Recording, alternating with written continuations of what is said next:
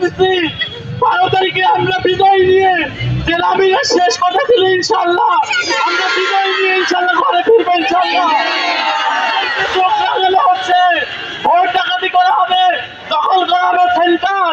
আমরা দায়িত্বহীন ভাবে বলতে চাই, একটা ভোট কেন্দ্র, একটা ভোট আমরা কাউকে দখল করতে দিব না। ইনশাল্লাহ আমরা বিজয় নিয়ে ঘরে ফিরবো। ইনশাল্লাহ 12 তারিখে আমির হামজা বিজয় হবে। ইনশাল্লাহ বাতিলের পতন হবে। সবাইকে ধন্যবাদ। আসসালামু আলাইকুম ওয়া রাহমাতুল্লাহ।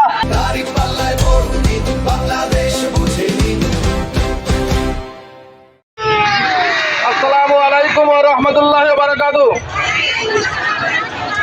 আজকের এই ঐতিহাসিক গণমিছিলে উপস্থিত সম্মানিত নেতৃবৃন্দ, সম্মানিত মা বোনেরা, অত্র এলাকার বিভিন্ন স্তরের পেশাজীবী ব্যবসায়ী ভাইরা, জাতির চাকরি বিভাগ সাংবাদিক বন্ধুগণ, সবাইকে আপনাদেরকে আন্তরিকভাবে মোবারকবাদ জানাচ্ছি।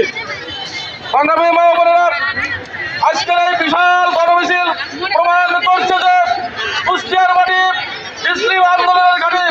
মা বোনেরা, ইতিমধ্যেই গণবিপ্লবের মাধ্যমে আগামী 12 তারিখের নির্বাচনে ঐতিহাসিকভাবে আমরা ভাইয়ের জন্য দাঁড়িপাল্লা প্রতীকের ভোট দিয়ে বিপুল ভোটে নির্বাচন করবো ইনশাল্লাহ।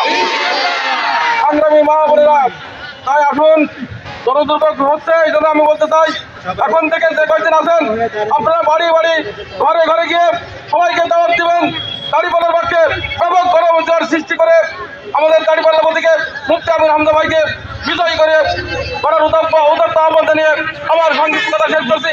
আর একটি কথা বলতে চাই, সেটি হচ্ছে এই 12 তারিখে শুধু মুফতি আমির হামজা ভাইয়ের ভোট নয়, আর একটি গুরুত্বপূর্ণ ভোট আছে, সেটি হচ্ছে গণভোট।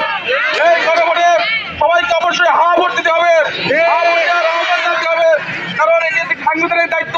সুতরাং হা ভোট দেবেন।